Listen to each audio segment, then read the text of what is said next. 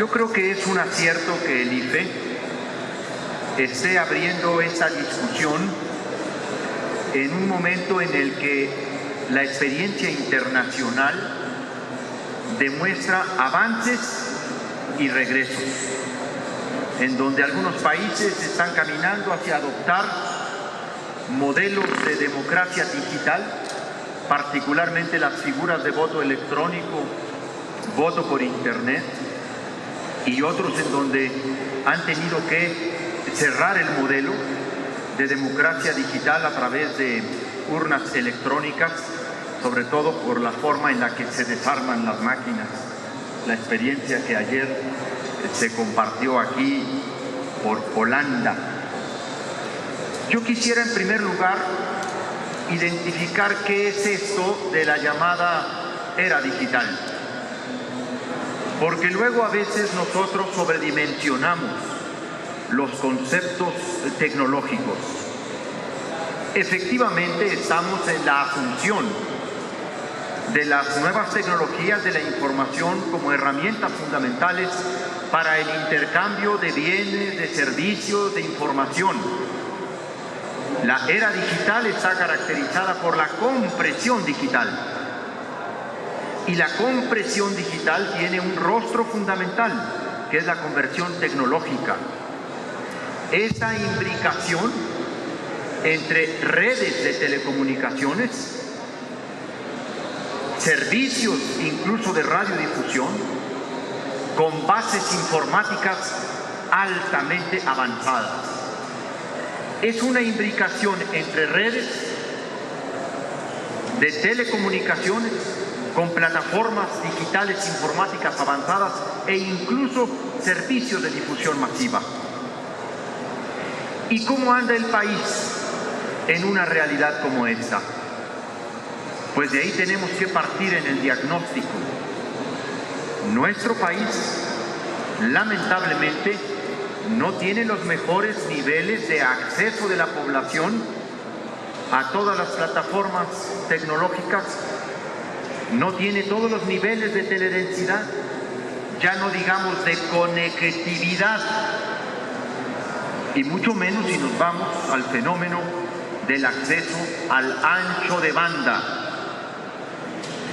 condición que tendría que existir en esas pequeñas poblaciones o municipios que sugería Dante de 50,000 habitantes. El gran problema de México es que una tercera parte del territorio nacional está absolutamente en despoblado, ahora sí dijéramos en términos ya no solamente de conectividad, incluso de teledensidad. Todos se han concentrado en mercados potenciales, en mercados urbanos altamente concentrados.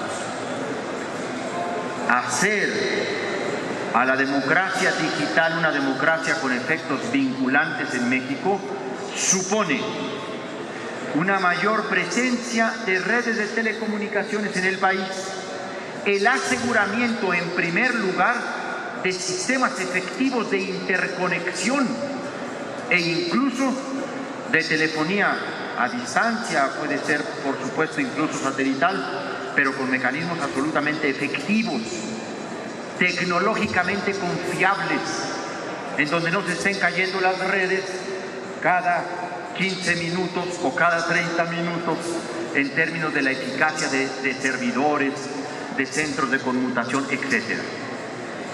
Dar un paso hacia la democracia digital supone un verdadero diagnóstico de cómo estamos, tecnológicamente hablando, en primerísimo lugar en materia del uso del teléfono, para hablar de lo básico, y dijera, por supuesto, del Internet. Esa primera premisa que yo coloco no es una resistencia, es una propuesta de tener un diagnóstico muy certero, muy apegado a la realidad, para saber cómo comenzamos en lo que debe ser un imperativo de modernización de la política, de la democracia mexicana y del sistema de partidos.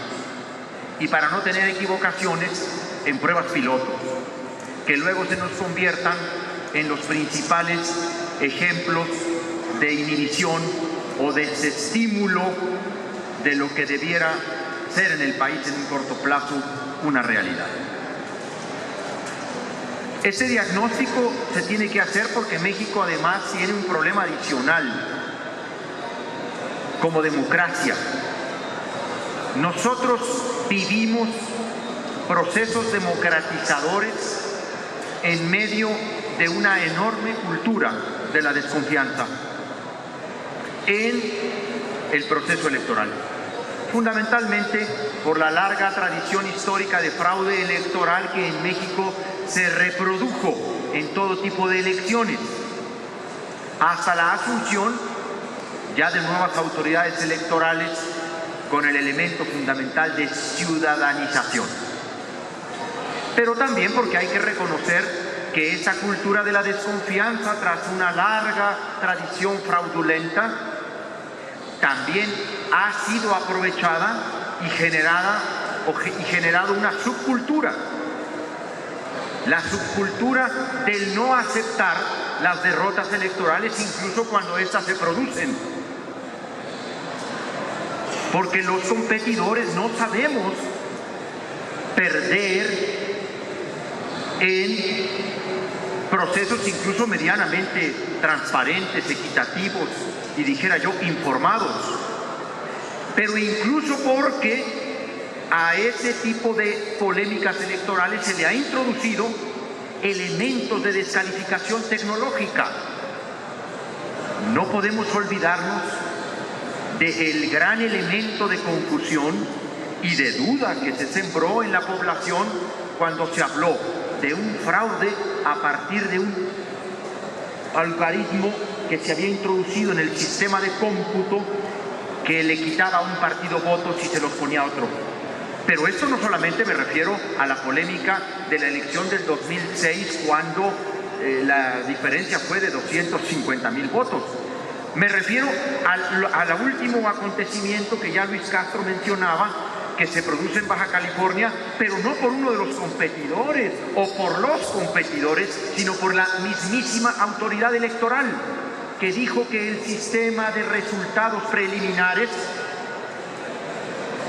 se le había introducido un algoritmo que le quitaba al candidato del PRI y sumaba votos al candidato del PAN. ¿Y cómo se puede avanzar para atajar esa cultura de desconfianza en lo electoral básico, en los sistemas tradicionales, o vamos a decirlo así, en los sistemas analógicos electorales, cuando la propia autoridad coloca una duda de ese tamaño?